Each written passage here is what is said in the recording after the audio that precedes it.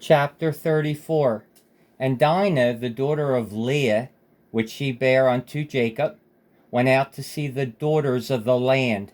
And when Shechem, the son of Hamor the Hivite, prince of the country, saw her, he took her, and lay with her, and defiled her.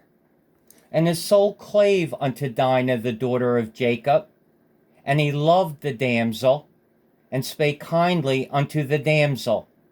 And Shechem spake unto his father Hamor, saying, Get me this damsel to wife.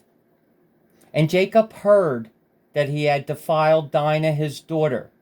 Now his sons were with his cattle in the field, and Jacob held his peace until they were come.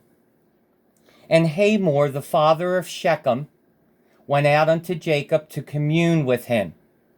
And the sons of Jacob came out of the field when they heard it, and the men were grieved, and they were very wroth, because he had wrought folly in Israel in lying with Jacob's daughter, which thing ought not to be done. And Hamor communed with them, saying, The soul of my son Shechem longeth for your daughter. I pray you, give her him to wife, and make ye marriages with us, and give your daughters unto us, and take our daughters unto you, and ye shall dwell with us, and the land shall be before you. Dwell and trade ye therein, and get you possessions therein. And Shechem said unto her father and unto her brethren, Let me find grace in your eyes, and what ye shall say unto me I will give.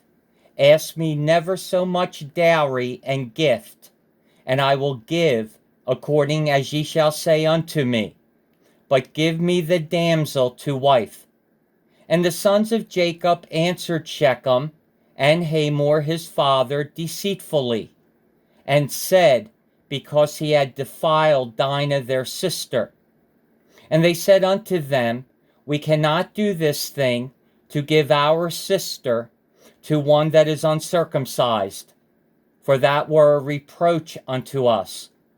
But in this will we consent unto you, if ye will be as we be, that every male of you be circumcised, then will we give our daughters unto you, and we will take your daughters to us, and we will dwell with you, and we will become one people. But if ye will not hearken unto us to be circumcised, then will we take our daughter, and we will be gone. And their words pleased Hamor and Shechem, Hamor's son. And the young man deferred not to do the thing, because he had delight in Jacob's daughter, and he was more honorable than all the house of his father. And Hamor and Shechem his son came unto the gate of their city, and communed with the men of their city, saying, These men are peaceable with us, therefore let them dwell in the land, and trade therein.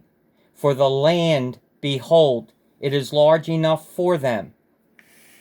Let us take their daughters to us for wives, and let us give them our daughters. Only herein will the men consent unto us for to dwell with us, to be one people, if every male among us be circumcised, as they are circumcised. Shall not their cattle and their substance, and every beast of theirs be ours? Only let us consent unto them, and they will dwell with us. And unto Hamor and unto Shechem his son hearkened all that went out of the gate of his city, and every male was circumcised, all that went out of the gate of his city. And it came to pass on the third day, when they were sore, that two of the sons of Jacob, Simeon and Levi, Dinah's brethren, took each man his sword, and came upon the city boldly, and slew all the males. And they slew Hamor and Shechem his son with the edge of the sword, and took Dinah out of Shechem's house, and went out. The sons of Jacob came upon the slain, and spoiled the city, because they had defiled their sister. They took their sheep, oxen, asses, and that which was in the city, and that which was in the field, and all their wealth, and all their little ones, and their wives took they captive, and spoiled even all that was in the house. And Jacob said to Simeon and Levi, Ye have troubled me to make me to stink among the inhabitants of the land, among the Canaanites and the Perizzites. And I, being few in number, they shall gather themselves together against me, and slay me, and I shall be destroyed, I and my house. And they said, Should he deal with our sister as with an harlot? Chapter 35. And God said unto Jacob, Arise, go up to Bethel, and dwell there, and make there an altar unto God, that appeared unto thee when thou fleddest from the face of Esau thy brother. Then Jacob said unto his household, and to all that were with him, Put away the strange gods that are among you, and be clean, and change your garments, and let us arise, and go up to Bethel. And I will make there an altar unto God, who answered me in the day of my distress, and was with me in the way which I went. And they gave unto Jacob all the strange gods which were in their hand, and all their earrings which were in their ears, and Jacob hid them under the oak which was by Shechem. And they journeyed, and the terror of God was upon the cities that were round about them, and they did not pursue after the sons of Jacob. So Jacob came to Luz, which is in the land of Canaan, that is Bethel, he and all the people that were with him. And he built there an altar, and called the place El Bethel, because there God appeared unto him, when he fled from the face of his brother. But Deborah, Rebekah's nurse, died, and she was buried beneath Bethel under an oak. And the name of it was called Elon Bakuth. And God appeared unto Jacob again when he came out of Padanaram, and blessed him. And God said unto him, Thy name is Jacob. Thy name shall not be called any more Jacob, but Israel shall be thy name. And he called his name Israel. And God said unto him, I am God Almighty. Be fruitful and multiply. A nation and a company of nations shall be of thee, and kings shall come out of thy loins. And the land which I gave Abraham and Isaac, to thee will I give it, and to thy seed after thee will I give the land. And God went up from him in the place where he talked with him. And Jacob set up a pillar in the place where he talked with him, even a pillar of stone, and he poured a drink offering thereon, and he poured oil thereon. And Jacob called the name of the place where God spake with him, Bethel. And they journeyed from Bethel, and there was but a little way to come to Ephrath. And Rachel travailed, and she had hard labor. And it came to pass, when she was in hard labor, that the midwife said unto her, Fear not, thou shalt have this son also. And it came to pass, as her soul was in departing, for she died, that she called his name Ben-Oni, but his father called him Benjamin. And Rachel died, and was buried in the way to Ephrath, which is Bethlehem. And Jacob set a pillar upon her grave. That is the pillar of Rachel's grave unto this day. And Israel journeyed and spread his tent beyond the tower of Edar. And it came to pass, when Israel dwelt in that land, that Reuben went and lay with Bilhah, his father's concubine. And Israel heard it. Now the sons of Jacob were 12. The sons of Leah, Reuben, Jacob's firstborn, and Simeon, Levi, Judah, Issachar, and Zebulun. The sons of Rachel, Joseph and Benjamin. And the sons of Bilhah, Rachel's handmaid, Dan and Naphtali. And the sons of Zilpah, Leah's handmaid, Gad and Asher. These are the sons of Jacob, which were born to him in Padanaram. And Jacob came unto Isaac his father, unto Mamre, unto the city of Arba, which is Hebron, where Abraham and Isaac sojourned. And the days of Isaac were 180 years. And Isaac gave up the ghost, and died, and was gathered unto his people, being old and full of days, and his sons Esau and Jacob buried him. Chapter 37. And Jacob dwelt in the land wherein his father was a stranger, in the land of Canaan.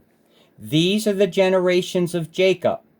Joseph, being 17 years old, was feeding the flock with his brethren, and the lad was with the sons of Bilhah, and with the sons of Zilpah, his father's wives. And Joseph brought unto his father their evil report.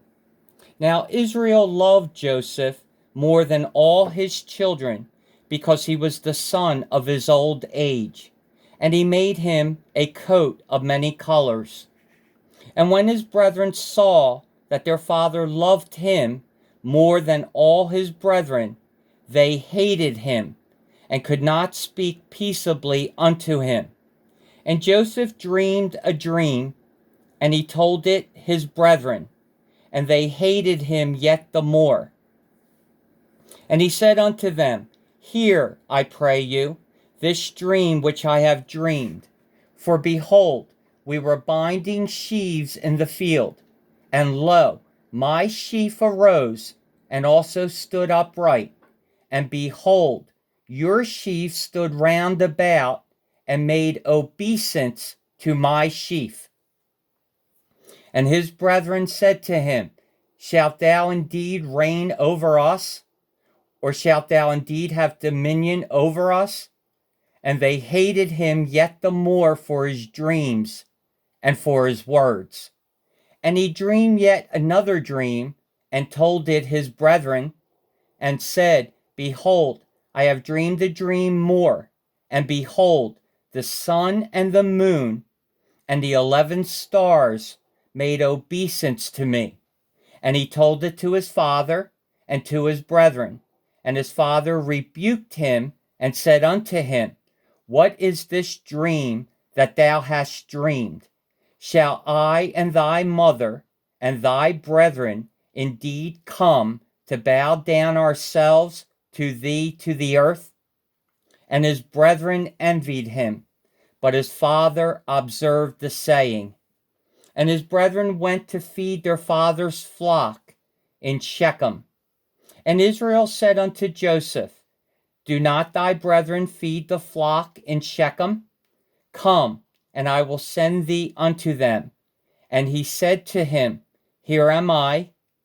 And he said to him, Go, I pray thee, see whether it be well with thy brethren, and well with the flocks, and bring me word again. So he sent him out of the vale of Hebron, and he came to Shechem. And a certain man found him, and behold, he was wandering in the field, and the man asked him, saying, What seekest thou? And he said, I seek my brethren. Tell me, I pray thee, where they feed their flocks. And the man said, They are departed hence, for I heard them say, Let us go to Dothan. And Joseph went after his brethren, and found them in Dothan. And when they saw him afar off, even before he came near unto them, they conspired against him to slay him. And they said one to another, Behold, this dreamer cometh.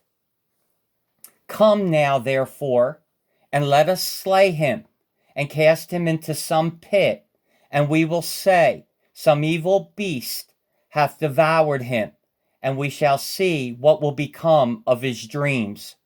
And Reuben heard it, and he delivered him out of their hands, and said, Let us not kill him.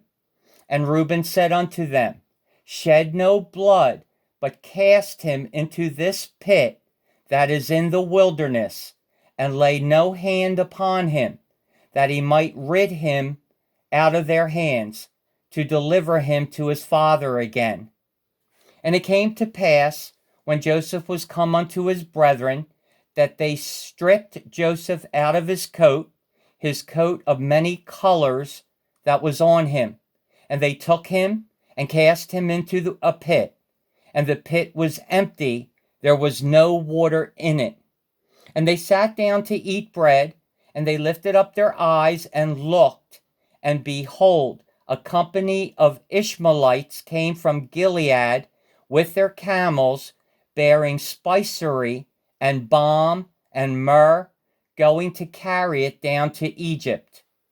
And Judah said unto his brethren, What profit is it if we slay our brother and conceal his blood? Come, let us sell him to the Ishmaelites, and let not our hand be upon him. For he is our brother and our flesh. And his brethren were content. Then there passed by Midianites merchantmen, and they drew and lifted up Joseph out of the pit, and sold Joseph to the Ishmaelites for 20 pieces of silver. And they brought Joseph into Egypt. And Reuben returned unto the pit, and behold, Joseph was not in the pit, and he rent his clothes. And he returned unto his brethren, and said, The child is not, and I, whither shall I go? And they took Joseph's coat, and killed the kid of the goats, and dipped the coat in the blood. And they sent the coat of many colors, and they brought it to their father, and said, This have we found. Know now whether it be thy son's coat or no. And he knew it, and said, It is my son's coat. An evil beast hath devoured him. Joseph is without doubt rent in pieces. And Jacob rent his clothes, and put sackcloth upon his loins, and mourned for his son many days. And all his sons and all his daughters rose up to comfort him, but he refused to be comforted. And he said, For I will go down into the grave unto my son, mourning. Thus his father wept for him. And the Midianites sold him into Egypt unto Potiphar, an officer of Pharaoh's, and captain of the guard.